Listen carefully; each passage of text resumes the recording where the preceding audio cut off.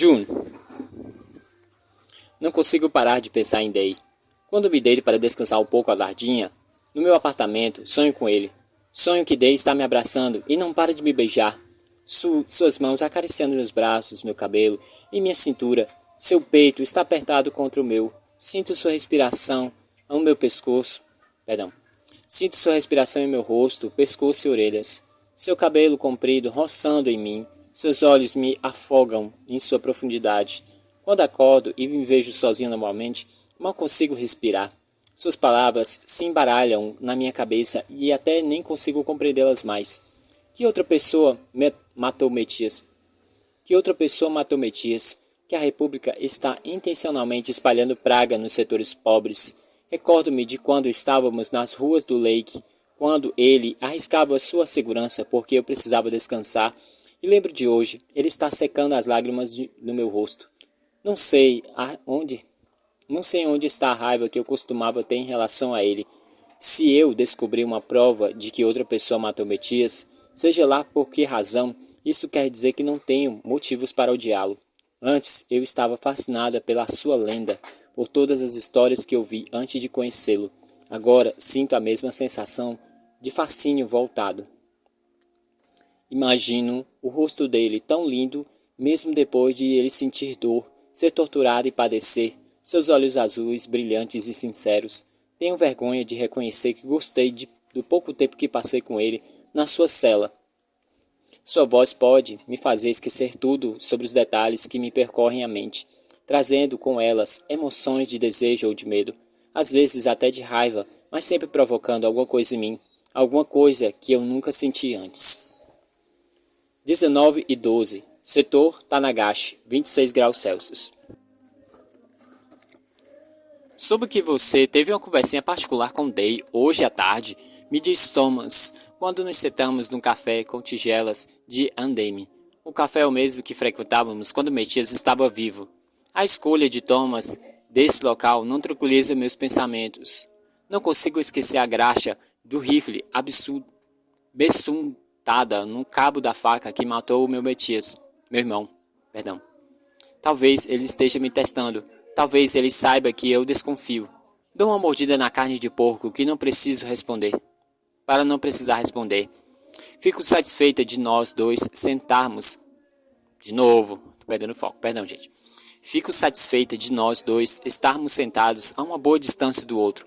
Thomas passou muito tempo me convencendo de perdoá-lo e a deixar que ele me levasse para jantar.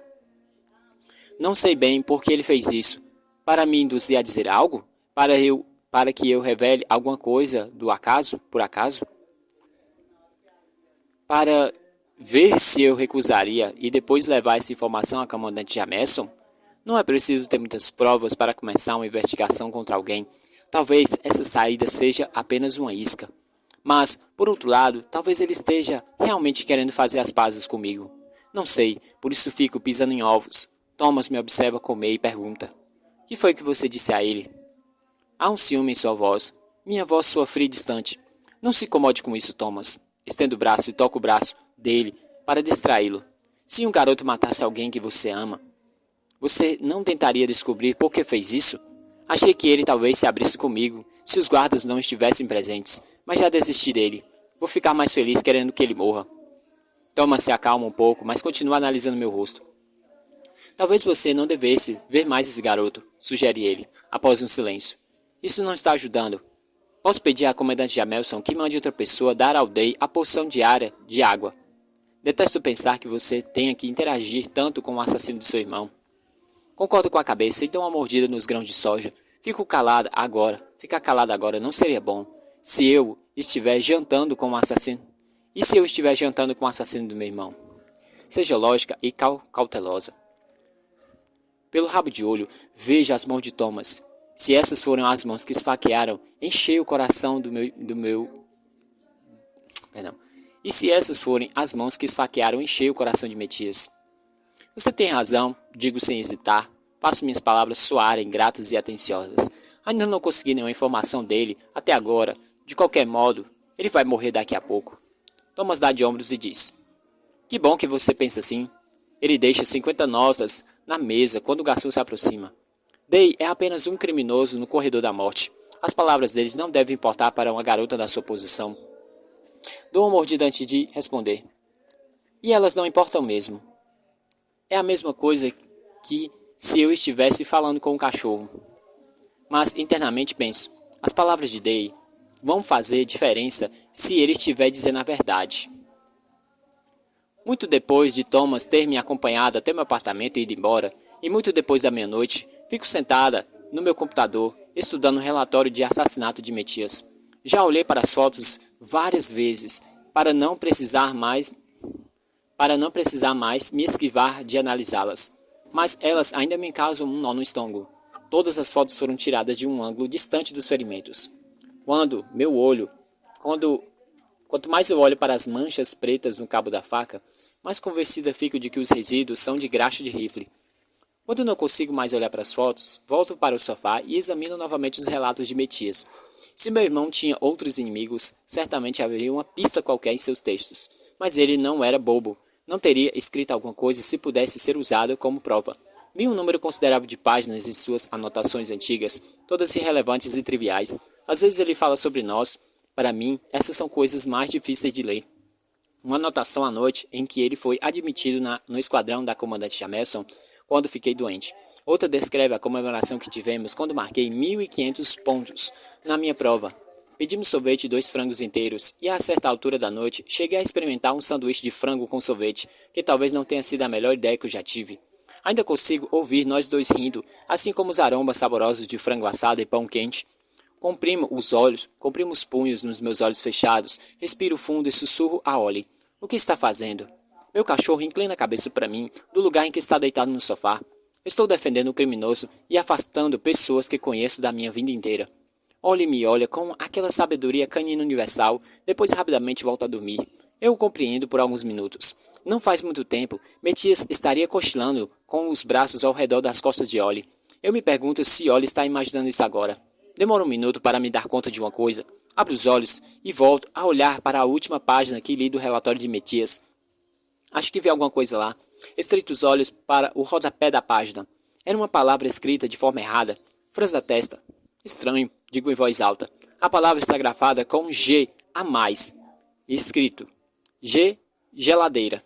Nunca na vida soube de algum erro de ortografia cometido por Metias. Eu analiso a palavra por mais um minuto, saco da cabeça e então decido continuar. Anoto mentalmente o número da página. 10 minutos depois, encontro outro erro. Dessa vez, com a palavra elevação. Mas Metias escreveu elevarrão. Elevação. Perdão. Mas Metias escreveu elevação. 2 palavras escritas erradamente. Meu irmão nunca teria feito isso por acaso. Olha ao redor, como se pudesse ver uma câmera de vigilância na sala. Depois me debruço na mesinha do centro e começo a peneirar todas as páginas dos relatórios de Metias. Guardo na cabeça as palavras escritas erradamente. Não há uma relação entre elas escritas, assim como alguém para que alguém a encontrasse. Acho uma terceira palavra, burguesia, que está escrito bourguesia. Depois, uma quarta palavra, emanação, grafada, emanação. Meu coração começa a disparar. Quando termino de examinar todas as 12 relatórios de Metias, já são 24 palavras escritas erradamente. Todas vêm do relatório dos últimos meses. Encosto-me no sofá e fecho os olhos para visualizar as palavras. Tantas palavras grafadas com um erro por Metias só pode significar um recado dele para mim. A única pessoa com mais probabilidade de examinar tudo o que ele escreveu. Um código secreto. Deve ser por isso que ele tirou todas as caixas do armário naquela tarde fatídica. Essa talvez seja a coisa mais importante que ele queira discutir comigo. Alterna as palavras, tentando formar uma frase que faça sentido. E quando isso não dá certo, troca as letras para ver se cada uma delas poderia ser um anagrama para alguma coisa. Não, nada. Esfrego as têmporas, depois tento outra coisa. E se Metias queria que eu juntasse as letras que estão faltando de cada palavra, mas também as que não deveriam estar lá. Calmamente relaciono essas letras na minha cabeça, começando com a letra G de geladeira. GAOWMESANAWIJHTTNCNDEIRA. W-I-O-P-O-O-M. Franza as sobrancelhas. Não faz sentido. Embaralhe as palavras repetidas várias vezes na cabeça, tentando formar várias combinações de palavras. Quando eu era criança, minhas tias brincavam comigo de jogo de palavras. Atiravam uma porção de blocos com letras na mesa. Então me perguntava que palavras eu poderia formar com elas. Agora eu tento experimentar esse jogo de novo. Jogo por algum tempo até deparar com uma combinação que faz meus olhos arregalarem. Joaninha. O apelido de Metias para mim. Engulo em seco e tento ficar calma. Lentamente, alinho as palavras que sobraram e tento formar mais palavras com elas. Diversas combinações me passam pela cabeça, até que uma delas me faz parar. Siga-me, Joaninha. As únicas palavras que sobram disso são os 3 Ws. E depois o O-P-T-O-N-M-C-O. Isso me deixa apenas uma lógica. www.sigamejoaninha.com. Um site. Reúno as letras várias vezes na cabeça para me assegurar que a minha hipótese está certa. Depois olho de relance para o meu computador. Primeiro digito o código secreto de Metias, que me permite acessar a internet. Coloco as defesas e as proteções do meu irmão, que me ensinou. No mundo virtual, há espiões em todos os lugares. Depois desabilito o histórico do meu browser e digito a URL com dedos trêmulos. Surge uma página branca. Só uma linha de texto aparece no alto da tela. Deixe que eu pegue sua mão, que eu lhe daria a minha. Sei exatamente o que Metias quer que eu faça. Sem hesitar, estendo uma das mãos e pressiono com firmeza no monitor. A princípio, nada acontece, mas depois ouço um clique. Vejo uma luz fraca passar pela minha pele e a página em branco desaparece. Em seu lugar surge o que parece ser um blog. Prenda a respiração. Há 6 curtas anotações no blog. Inclino-me para a frente da cadeira e começo a ler, o que me deixa atônito de pavor. 12 de junho. Isso não era para ser lido apenas por June. June, você pode facilmente deletar todos os traços desse blog ao pressionar sua palma direita na tela e digitar Ctrl mais Shift mais S mais F. Eu não tenho outro lugar onde possa escrever isso, por isso tem que ser aqui mesmo. Para você. Ontem você fez 15 anos. Contudo, gostaria que você fosse mais velha, porque é muito mais difícil para mim contar a uma garota de 15 anos o que descobri, especialmente quando você deve estar comemorando. Hoje encontrei uma fotografia tirada do nosso falecido pai. Foi a última do último álbum deles, e eu nunca havia reparado antes, porque papai a havia escondido atrás de uma foto maior.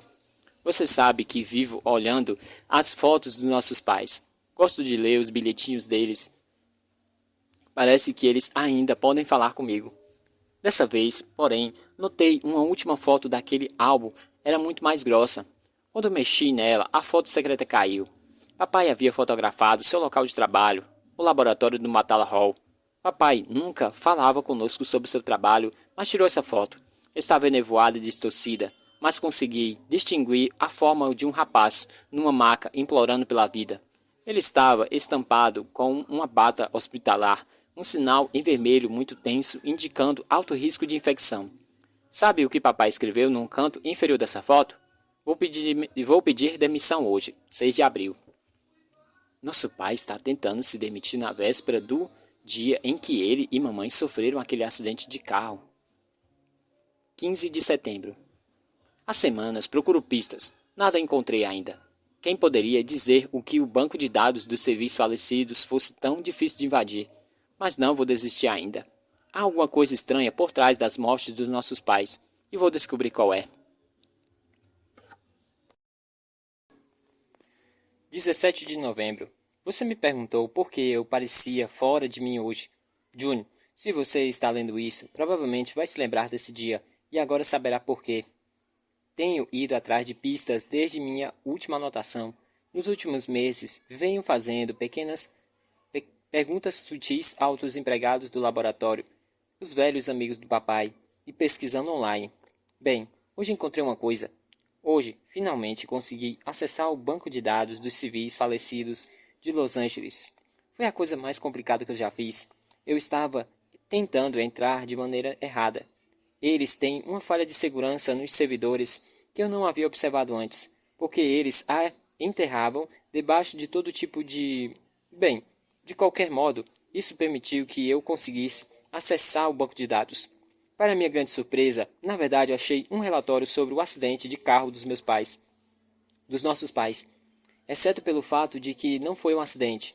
Júnior, nunca vou conseguir dizer isso em voz alta para você, por isso espero, desesperadamente, que você tome conhecimento de tudo por aqui. O comandante, Bocarim, outro ex-estudante de Xi'an, você se lembra de Xi'an, certo? Apresentou um relatório. O documento dizia que o Dr. Michel e Paris havia despertado a desconfiança dos administradores do laboratório do Batalla Hall quando questionou o verdadeiro objetivo de suas pesquisas.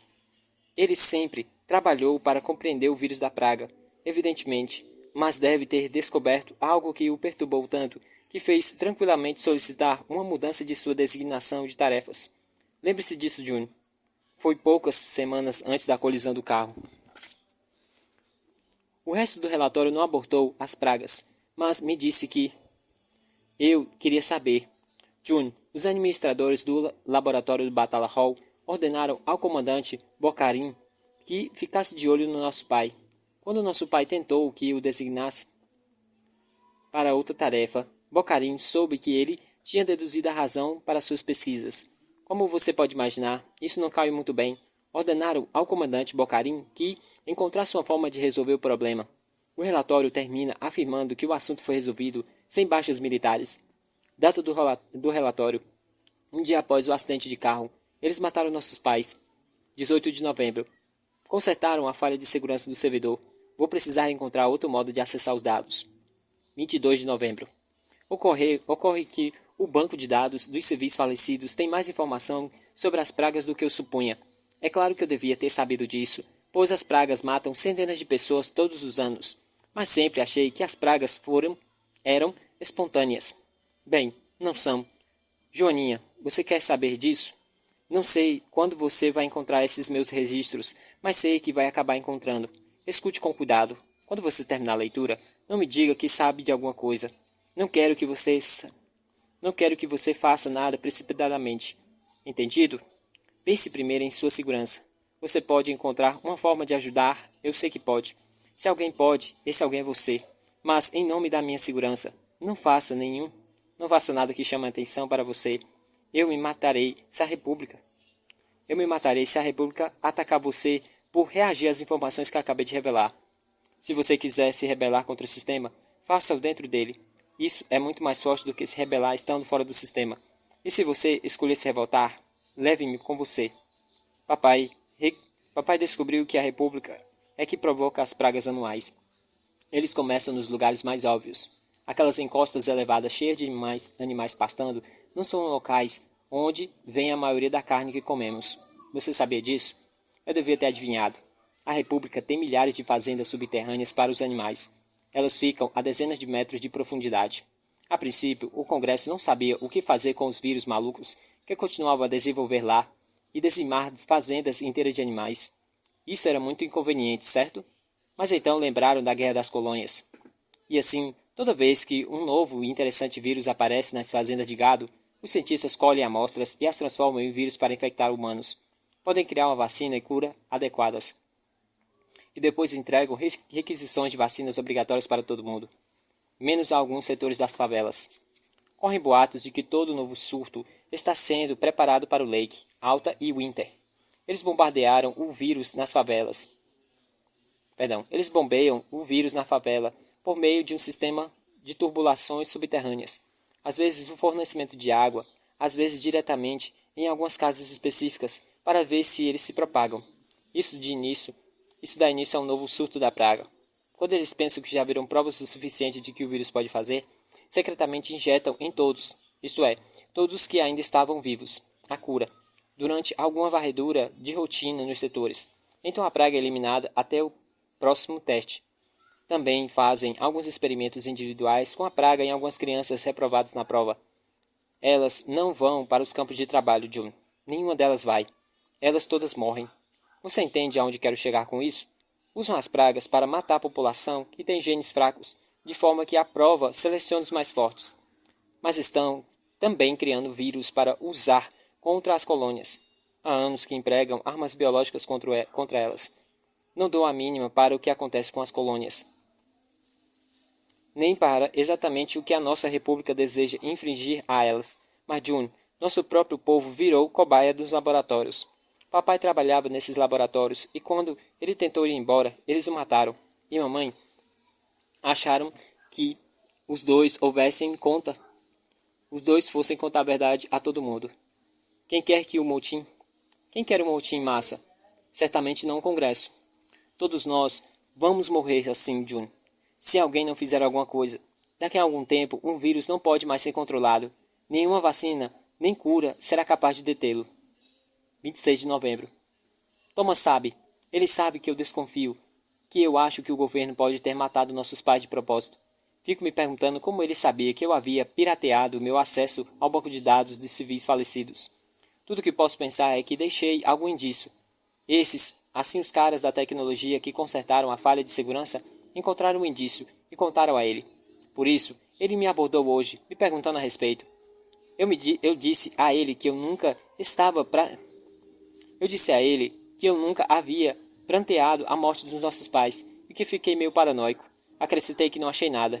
Disse ainda que você também não sabia nada a respeito e que ele não devia mencionar o fato a você. Ele disse que manteria segredo. Assim, posso confiar nele, mas é estressante saber que alguém sabe, mesmo que um pouquinho, sobre minha desconfiança. Quero dizer, você sabe que às vezes tenho acesso de raiva. Tomei uma decisão. No fim de semana, vou comunicar à comandante Jamelson que quero deixar sua patrulha. Vou reclamar o número de horas de serviço, dizer que fico muito pouco tempo com você, qualquer coisa assim. Vou atualizar nossas anotações quando for designado para outro posto. Sigo as instruções de Metias e deleto absolutamente tudo do seu blog. Depois me enrosco no sofá e durmo até Thomas telefonar.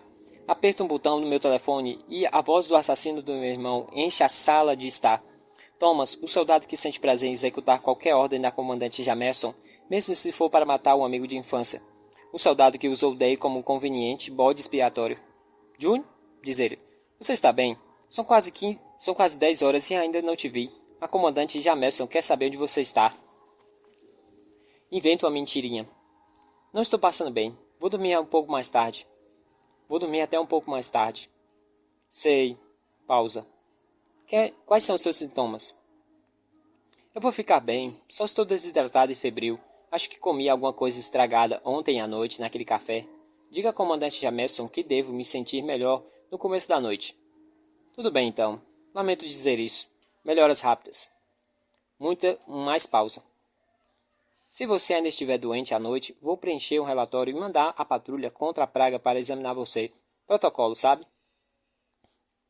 Se você precisar que eu vá até aí, é só chamar. Você é a última pessoa que eu quero ver. Penso. Se for o caso, eu aviso. Obrigado. E desligo. Minha cabeça dói. São muitas lembranças, muitas revelações. Não me admira que a comandante Jamerson tenha mandado que levasse o corpo de Metias com tanta pressa. E eu fui burro bastante para pensar que ela fez isso por solidariedade. Não me surpreende que ela tenha organizado o funeral. Mesmo minha missão teste para rastrear Day deve ter sido um artifício para me distrair, enquanto destruíam qualquer prova que restasse. Penso na noite em que Metias resolveu pedir demissão da tarefa de acompanhar Xian e de ser um dos executores dos resultados das provas. Ele estava calado e reservado quando foi me pegar no colégio. Lembro de ter perguntado, você está bem? Ele não respondeu, apenas pegou minha mão e dirigiu para a estação de trem. Vamos embora, June. Vamos para casa. Quando eu olhei para as luvas dele, vi minúsculas manchas de sangue. Metias não tocou no jantar, nem me perguntou como foi meu dia, o que me aborreceu, até me dar conta de que eu estava meio perturbado. Finalmente, pouco antes da hora de dormir, fui até onde ele estava deitado no sofá e me aconcheguei sobre seu braço. Ele beijou minha testa. Eu te amo, sussurrei, esperando obter alguma informação dele. Ele se virou e me olhou. Seus olhos estavam muito tristes. Jun, disse ele, acho que vou solicitar outro mentor amanhã. Você não gosta de Xian? Meu tio ficou em silêncio por algum tempo. Baixou os olhos, como se estivesse envergonhado. Hoje eu atirei uma pessoa no estádio da prova. Era isso que estava o perturbando. Fiquei calado e deixei que continuasse a falar. Metias passou a mão pelo cabelo e disse: atirei numa garota. Ela foi reprovada na prova e tentou fugir do estádio. Xian gritou para que eu atirasse nela e eu obedeci. Ah! Na ocasião não sabia, mas agora tenho certeza de que Metias se sentiu como se tivesse atirado em mim, quando matou a menininha. Lamento, murmurei. Metias ficou olhando para o vazio. Depois de um longo silêncio, ele disse: poucas pessoas matam por razões certas, Jun. A maioria faz isso por razões erradas. Só espero que você nunca se encontre em alguma dessas categorias. A lembrança se dilui. Fico preso aos fantasmas das palavras dele. Não me mexo nas horas que se seguem, quando o juramento de felicidade, quando o juramento da fidelidade à República dá início lá fora, ouço pessoas nas ruas tocando cânticos, mas não me levanto. Não presto continência quando o nome do primeiro eleitor é citado. Olhe, fica sentado ao meu lado, olhando fixamente para mim, choramingando de vez em quando. Eu olho para ele. Estou pensando, calculando. Preciso fazer alguma coisa. Penso em Metias, em meus pais, na mãe e nos irmãos de Dei. A praga lançou suas garras ao redor de nós todos, de uma forma ou de outra. A praga assassinou meus pais. A praga infectou o irmão de Dei. A praga matou Metias para descobrir a verdade de toda a face. Por descobrir a face. Perdão. A praga matou Metias por descobrir a verdade de toda a face. Ela me roubou as pessoas que amo. E subjacente à praga está a própria República. O país pelo qual eu me orgulhava. O país que fez experiências com crianças e as mata, as que não passam nas provas. Campos de trabalho. Todos fomos enganados. Teria a República também matado parentes dos meus colegas de classe da Drake? Todas as pessoas que morreram em combate, de acidentes ou de enfermidades. O que mais é secreto? Levanto, vou até o computador e apanho um copo de água. Olho fixo inexpressivamente para ele. De algum modo, a visão dos reflexos desarticulados dos meus dedos nos vidros me assusta. Lembro das mãos ensanguentadas de Day, do corpo fraturado de Metias. Esse copo, antigo, foi um presente, supostamente importado das Ilhas da República, na América do Sul. Vale 2.150 notas. Alguém poderia ter comprado a cura da praga com esse dinheiro gasto nesse copo que eu costumo beber água. Talvez a República não seja proprietária dessas ilhas. Talvez nada do que me foi ensinado seja verdade. Num súbito acesso de raiva, levanto o copo e atiro contra a parede. O vidro se espatifa em mil cacos reluzentes. Eu permaneço de pé, imóvel e trêmula. Será que se Metias e Day tivessem se conhecido em outro lugar? Que não nas ruas do fundo? Que não as ruas do fundo do hospital? Teriam se aliado? O sol muda de posição, chega à tarde, e continuo parado de pé. Finalmente, quando o pôr do sol inunda meu apartamento de tons de laranja e dourado, saio do meu transe, recolho os cacos de vidro quebrados, visto meu uniforme completo, certifico de que meu cabelo seja penteado para trás impecavelmente, que meu rosto esteja limpo, calmo e desprovido de emoção. No espelho, pareço a mesma de antes, mas sou uma pessoa diferentemente internamente. Sou um prodígio que conhece a verdade e sei muito bem o que vou fazer. Vou ajudar Day a fugir. Day. Hoje à noite vou tentar fugir da prisão. E é assim que vai acontecer. Quando a noite cair, me restam mais 3 dias de vida. Ouço mais gritos e um pandemônio vindo dos monitores ao lado de fora da minha cela. Patrulhas contra a praga isolam totalmente os setores Lake e Alpha. Os altos e baixos do tiroteio vindos das telas me diz que as pessoas que vivem naqueles setores devem estar enfrentando as tropas. Assim, um lado tem vantagem das armas. Não é difícil adivinhar quem está vencendo. Meus pensamentos vagueiam até June. Sacudo a cabeça, surpreso ao recordar como permiti me abrir tanto com ela. Eu me pergunto o que ela está fazendo agora e em que estará pensando. Talvez em mim. Gostaria que ela estivesse aqui. De alguma forma, sempre me sinto melhor com ela. É como se June pudesse se solidarizar completamente com os meus pensamentos e me ajudar a afastá-los. Sinto-me confortado ao pensar perdão. Sinto-me confortável ao olhar para o seu rosto tão bonito. Seu rosto também me dá coragem. Sempre tive problema em ser corajoso sem Tess, John ou minha mãe. Tenho pensado nisso o dia todo. Se eu conseguir encontrar uma forma de escapar dessa cela, de me equipar com armas e um colete à prova de balas de algum soldado, tenho uma oportunidade concreta de sair do Batalha Hall. Já vi o lado de fora desse prédio várias vezes. As laterais não são tão escorregadias quanto a do Hospital Central. Se eu conseguir fugir para a janela, posso correr ao longo dos parapeitos que cercam o edifício, mesmo com uma perna ainda em processo de cura. Os soldados não poderão me seguir. Teria de atirar em mim do chão ou do ar, mas sou rápido quando encontro pontos de apoio para os pés e posso tolerar a dor nas mãos. Vou ter também de dar um jeito de retirar John pela janela. Eden provavelmente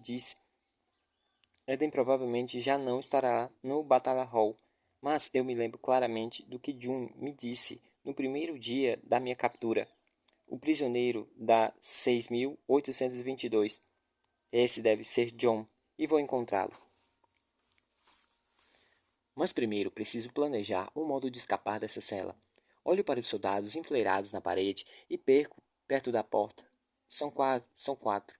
Cada um usa um uniforme padrão, botas pretas, camisa preta com uma única fileira de botões prateados, calças cinza escura, colete à prova de balas e uma única braçadeira prateada. Cada um deles tem um rifle que mata a queima-roupa e uma arma adicional nos coldres dos cintos. Minha mente pensa rápido.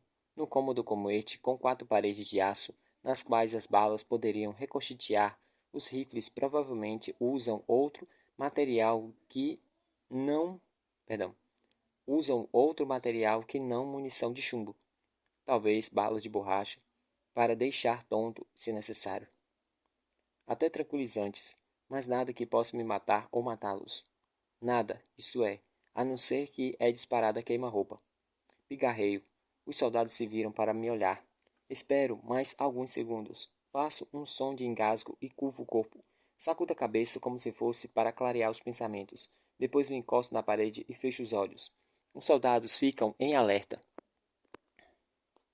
Um deles aponta o rifle para mim. Eles permanecem calados. Continuo com o meu teatrinho por mais 10 minutos. Aparento estar engasgando 2 vezes enquanto os soldados não deixam de me olhar. Então, sem avisar, finjo ter ânsia de vômito. Depois irrompo em acessos de tosse. Os soldados quase entreolham. Pela primeira vez, percebo um brilho de insegurança nos olhos deles. Qual o problema? Um deles me pergunta irritado. E é o que empunha um rifle engatinhado. Eu não respondo. Finjo estar concentrado em conter mais uma ânsia de vômito. Outro soldado olha de relance para ele e diz: Vai ver a praga. Besteira. Um dos médicos já fez exame nele. O soldado sacode a cabeça e continua. Ele ficou perto do irmão. Aquele novinho, o paciente zero, não é? Talvez os médicos não tenham percebido a doença então. Paciente zero. Eu sabia. Engasgo de novo, tentando dar as costas para os soldados enquanto finjo, para eles não pensarem que quero chamar sua atenção. Eu vomito e cuspo no chão. Os guardas hesitam. Finalmente, o que empunha o rifle engateado faz um sinal com a cabeça para o soldado ao seu lado e diz: Bem, eu não queria ficar aqui se fosse mesmo um outro vírus esquisito e mutante da praga. Chame uma equipe de técnicos. É bom a gente levar o garoto para as celas da ala médica. Outro soldado acena com a cabeça, depois bate na porta. Escuta a porta se destrancar pelo lado externo. Um soldado no corredor me leva para fora, depois, rapidamente, volta a trancar a porta. O primeiro soldado se encaixa na primeira direção. O restante de vocês, mantenha os rifles apontados para ele, diz ele por cima do ombro. Ele segura um par de algemas. Finjo não perceber que ele se aproxima por estar muito ocupado em engasgar e tossir. Levante-se. Ele agarra um dos meus braços e me puxa com força pelos pés. Eu grito de dor. Ele solta uma das minhas mãos da corrente. Depois a prende nas algemas. Não luto. Depois ele solta a segunda mão e se prepara para prendê-la nas algemas. De súbito eu viro o corpo e uma fração de segundo fico livre. Antes que eu possa reagir, dou um giro rápido com o corpo, arranco sua arma do coldre e aponto diretamente para ele. Os outros 2 agentes miram seus rifles em mim, mas não disparam. Não podem fazer isso sem atingir o primeiro soldado. Mande seus homens lá para fora abrirem a porta. Digo ao soldado que mantenho com um refém. Ele engole em seco. Os outros soldados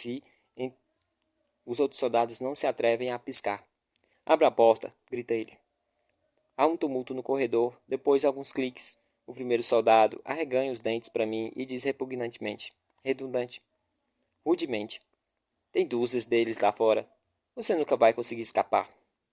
Eu simplesmente pisco para ele. No instante em que abre a porta, uma nesga... Perdão. No instante em que a porta se abre, uma nesga, agarro a camisa do soldado e empurro contra a parede. Um dos outros tenta atirar em mim, mas eu me esquivo e rolo pelo chão. Tiros são disparados ao meu redor. Soam como balas de borracha. Paro de rolar no chão bem na hora de dar uma rasteira no soldado, que o faz se estatalar de costas. Mesmo assim, me faz cerrar os dentes de dor. Droga de perna doente. Eu me arremesso pela abertura antes que eles possam fechá-la. Absolvo a cena no corredor, num piscar de olhos. Soldados se amontoam na passagem, azulejos no teto, curva em ângulo reto no fim do corredor. Na parede está escrito quarto andar. O soldado que abriu a porta começou a reagir. A mão empunha a arma como em câmera lenta. Dou um pulo, alcanço uma parede e então agarro a saliência superior da porta. Minha perna machucada me desequilibra completamente. Quase volto a cair no chão. Soa mais tiros. Balanço a cabeça, balanço o corpo em direção ao teto e agarro a interseção metálica entre os azulejos. Cela 622, sexto andar. Balanço o corpo para baixo e chuto a cabeça de um soldado com a minha perna não machucada. Ele cai e eu rolo com ele. Sinto 2 balas de borracha atingirem meu ombro. Ele grita. Sinto 2 balas de borracha atingi-lo no ombro. Ele grita. Eu me agarro e saio correndo pelo corredor, driblando os soldados e armas, e consigo me desviar das mãos como que se estendem para me pegar. Preciso chegar até o John. Se conseguir tirá-lo da cela, podemos nos ajudar a escapar. Se eu conseguir. A essa altura, uma coisa pesada me atinge no rosto. Minha visão escurece. Luto para me concentrar, mas sinto que caiu no chão. Tento me levantar com um salto, mas alguém me derruba de novo. Uma dor aguda faz minhas costas se contorcerem. Um soldado deve ter me golpeado com o cano de um rifle. Sinto mãos prenderem meus braços e pernas e respiro com muita dificuldade. Tudo acontece tão rapidamente que mal consigo registrar tudo. Minha cabeça está zonza. Acho que vou desmaiar. Escuto uma voz familiar acima de mim. É a da comandante Jamelson. Que diabos está acontecendo aqui? Ela continua a gritar com seus soldados. Minha visão volta gradativamente. Percebo que ainda estou tentando me livrar do soldado que me prende. Certa mão agarra meu queixo. De repente, estou olhando diretamente para os olhos da comandante Jamelson. Ela diz, tentativa idiota essa. Lança um olhar para Thomas, que lhe presta continência, e ela ordena, Thomas, leve-o de volta à cela, e só para variar, ponha guardas eficientes para vigiá-lo. Ela solta o meu queixo e esfrega as mãos enluvadas. Quero que os homens que o guardem sejam dispensados e expulsos da minha patrulha. Sim, senhora. Thomas bate continência mais uma vez, depois começa a dar ordens grosseiras. Minha mão livre está presa nas algemas ainda penduradas no outro pulso. Pelo canto do olho, vejo outro oficial, vestido de preto, ao lado de Thomas. É June. Meu coração quase sai pela boca. Ela estreita os olhos para mim. Em sua mão vejo o rifle que ela usou para me golpear. Arrasta-me aos berros de volta para minha cela. Arrastam-me aos berros de volta para a cela. June fica por perto quando os soldados me acorrentam novamente à parede.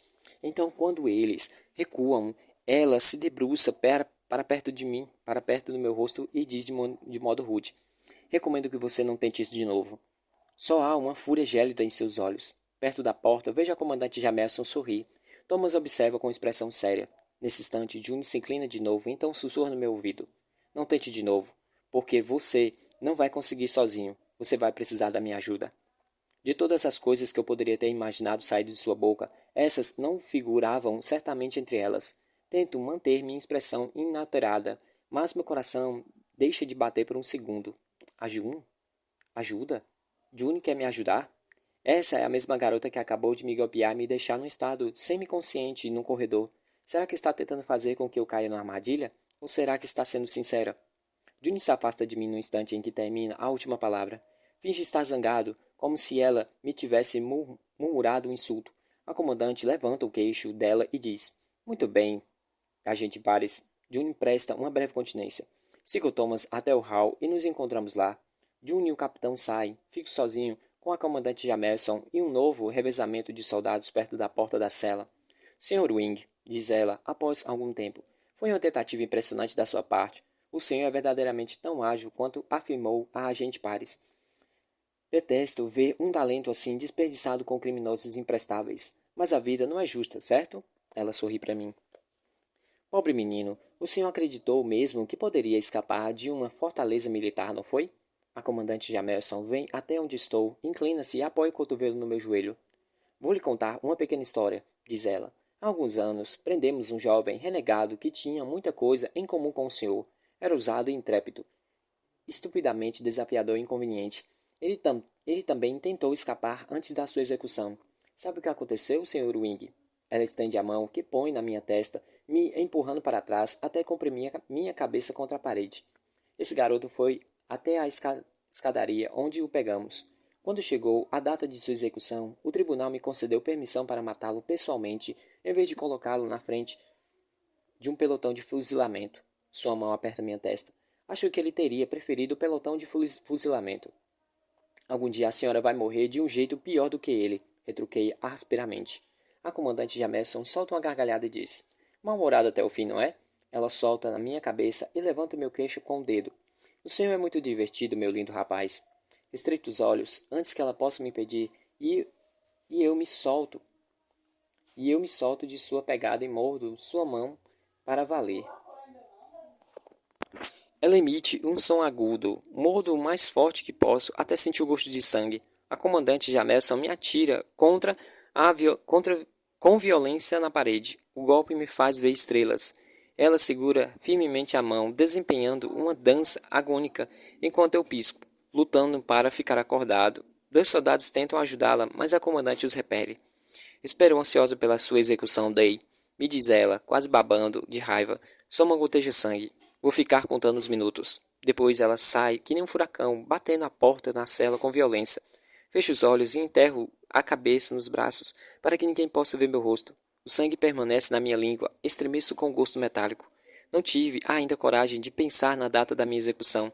Como será ficar diante de um esquadrão de fuzilamento e sem poder fugir? Meus pensamentos vagueiam e depois se concentram no que June me disse. Você não vai conseguir sozinho. Você precisa da minha ajuda. Ela deve ter descoberto alguma coisa, quem realmente matou seu irmão, ou alguma coisa ou outra verdade sobre a República. Ela agora não tem nenhuma razão para me fazer cair numa armadilha. Não tenho nada a perder, nem ela a ganhar. Espero que esse raciocínio seja bem absolvido. Uma agente da República vai me ajudar a fugir. Vai me salvar. Vai me ajudar a salvar meus irmãos. Devo estar enlouquecendo. June. Aprendi na Universidade de Drake que a melhor maneira de andar à noite sem ser vista é nos telhados dos prédios. Fico praticamente invisível a essa altura. As pessoas concentram-se sua atenção na rua. Além disso, lá em cima, consigo a melhor vista do lugar onde me dirijo. Hoje à noite estarei de volta à divisa entre Lake e Alpha, onde me meti na luta de squeeze com Kate. Tenho que encontrá-la logo, antes de voltar ao Batalha Hall de manhã e discutir com a comandante Jamerson os detalhes da fuga frustrada de Day. Kate vai ser minha melhor aliada na iminente execução de Day. Pouco depois da meia-noite, visto-me toda de preto, botas pretas de caminhada e uma fina jaqueta preta de aviador. Facas no cinto, uma pequena mochila preta nos ombros. Não estou com as minhas armas. Não quero que ninguém me rastreie até os setores da praga. Chego até o topo do edifício, até estar sozinha no telhado com o vento simbilando ao meu redor. Dá para sentir o cheiro de umidade no ar. A essa hora, algumas encostas ainda têm animais pastando. Ao olhar para eles, Fico me perguntando se tenho estado vivendo sobre uma fazenda subterrânea de carne esse tempo todo. Daqui posso enxergar todo o centro de Los Angeles, bem como vários outros setores que o cercam, e a margem fina que separa o enorme lago do Oceano Pacífico. É fácil diferenciar entre os setores ricos, fazem divisa com os mais pobres. É onde a luz elétrica estável dá lugar a lanternas tremuluzentes e fogueiras e centrais de energia a vapor. Uso um lançador aéreo de cordas para estender um fio fino de cabo entre dois prédios. Depois deslizo silenciosamente de prédio em prédio até estar bem distante dos setores Batala e Rubi. Aqui, minha tarefa é mais complexa, porque os edifícios não são tão altos e os telhados estão em péssimas condições. Algumas até ameaçam desmoronar completamente se fosse excessiva os atingir. Escolho cuidadosamente os alvos. Algumas vezes sou forçada a mirar o lançador mais baixo do que o telhado, depois a apoiar o corpo até o topo dos prédios quando chego do outro lado. Quando alcanço os arredores do setor Lake, sinto o suor pingando no pescoço e nas costas. A margem do lago fica a apenas alguns quarteirões. Olho de olho atentamente para o setor. Reparo que fitas adesivas vermelhas estão quase todos os quarteirões agora, e os soldados das patrulhas contra a praga, com máscara de gás e capas pretas, estão em cada esquina. Marcas de X aparecem em filas e filas de portas. Vejo uma patrulha indo de porta em porta, fingindo estar fazendo mais uma varredura rotineira. Tenho um palpite de que estão distribuindo curas, exatamente como o Metias diz. Daqui a algumas semanas, essa praga terá magicamente desaparecido. Esforço-me para não olhar nem de perto de onde fica a casa de Day, ou talvez onde ficava, como se o corpo de sua mãe ainda estivesse lá, caído na rua. Demoro mais 10 minutos para chegar ao local, já do outro lado de fora do lake, onde conheci Day. Aqui os telhados são mais frágeis para o meu lançador aéreo de corda. Cuidadosamente ando tateando pelo chão mesmo. Sou ágil, mas não sou o Day. Sigo pelos becos sombreados até a beira do lago. A areia molhada vai sendo esmigalhada pelos meus pés. Vou caminhando pelos becos dos fundos, com cuidado para evitar os portes, os guardas municipais e as infindáveis multidões da rua. Desde certa vez me contou que conheceu Cade num bar aqui, na divisa entre o Alpha e o Winter. Vou examinando a área enquanto caminho. Dos telhados já vi que podia ver cerca de uma dúzia de bares que se enquadravam no local e na descrição que Dale fez, mas aqui no chão conto 9 deles. Paro em becos várias vezes para coordenar meus pensamentos. Se me apanharem aqui e alguém descobrir o que estou fazendo, provavelmente me matarão, sem fazer perguntas. Essa ideia acelera o meu coração. Mas então recordo as palavras do meu irmão. Isso basta para fazer meus olhos arderem e cerrar os dentes. Já vim longe demais para desistir agora. Perambulo inutilmente por alguns bares, todos parecem iguais, pouco iluminados, cheios de fumaça e bagunça, e ocasionalmente luta de squeeze acontece num canto escuro. Verifico todas as lutas, embora tenha aprendido a minha lição suficiente para ficar abastada dos círculos. Pergunto a todos os atendentes de bar se conhecem uma garota com uma tatuagem de videira. Mas nada de Cade. Cerca de 1 hora se passa, e então eu a encontro. Na verdade, ela me encontrou. Nem tenho oportunidade de entrar no bar. Mal saio do beco adjacente e estou indo na direção da porta lateral de um bar, quando sinto algo passando voando pelo meu ombro. É uma adaga. Instantaneamente pulo para fora do caminho e meus olhos percorrem rapidamente o local. Alguém salta do segundo andar e inverte contra mim, derrubando nós duas no chão, na sombra. Minhas costas batem violentamente na parede. No mesmo instante, pego a minha faca no cinto, antes de ver quem me atacou. É você, exclamo. A menina que me encara está furiosa. A luz na rua reflete sua tatuagem de videira. A maquiagem preta e pesada lhe delineia os olhos. Tudo bem, diz Cade. Sei que tu está procurando por mim.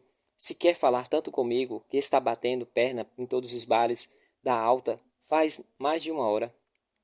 Que tu quer? Uma revanche ou algo assim? Vou responder quando percebo um movimento nas sombras atrás de Cade. Fico paralisada, mas alguém conosco. Quando Cade vê meus olhos se deslocar para lá e para cá, ela ergue a voz e diz: Não se aproxime, Tess. É melhor você não ver isso. Tess? Exclamo os olhos, estreitos olhos da escuridão. O vulto em pé é pequeno, tem uma estrutura delicada e um cabelo que parece ter puxado para trás uma trança mal feita. Olhos grandes e luminosos me examinam por trás de Cade. Tenho vontade de sorrir para ela. Sei que essa notícia vai fazer Day muito feliz. Tess dá um passo à frente. Ela parece saudável, apesar das olheiras. A expressão desconfiada faz-me sentir envergonhada. Olá, diz ela. Como vai o Day? Está bem? Faço um sinal positivo com a cabeça. Por enquanto, fico feliz por você estar bem. O que você está fazendo? O que você está fazendo aqui? Ela me dá um sorriso cauteloso, depois aponta com os olhos, nervosamente, para Cade, que a olha aborrecida, me apertando com mais força na parede, enquanto pergunta raivosamente. Que tal você responder à primeira pergunta? Tess deve ter entrado para os patriotas. Deixo cair a minha faca no chão, depois mostro minhas mãos vazias para as duas. Estou aqui para negociar com você. Devolvo o olhar fixo com tranquilidade. Cade, preciso da sua ajuda. Precisamos falar com os patriotas. Isso a pega desprevenida e ela pergunta: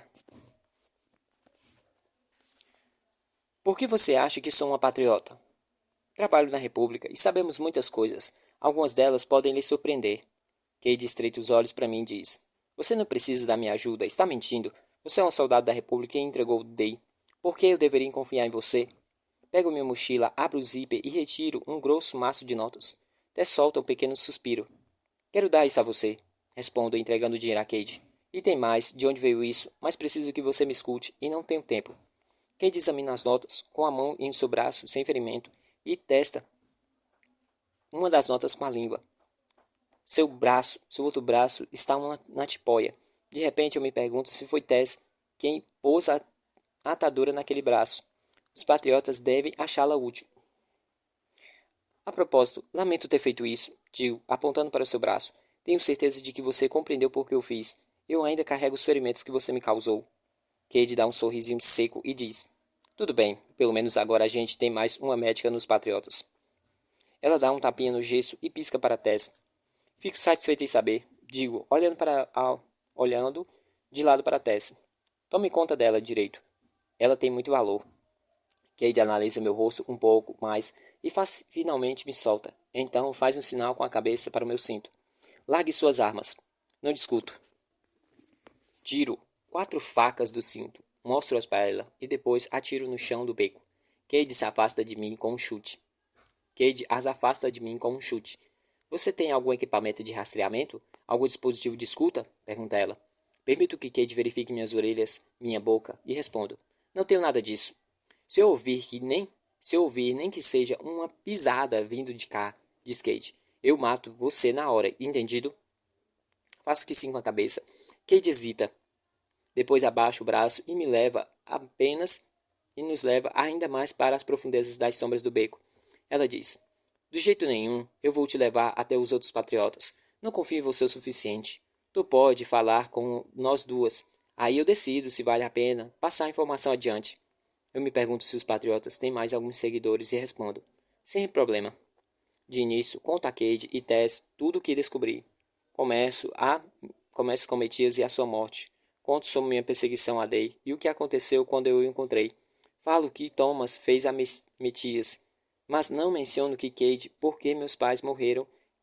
Mas não menciono a Cade porque meus pais morreram, nem o que Metias revelou sobre as pragas nos registros do seu blog.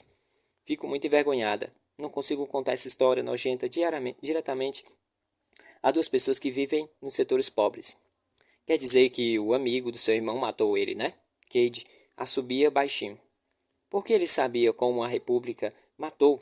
Por que ele sabia como a República matou os pais de vocês? E armaram para o Day.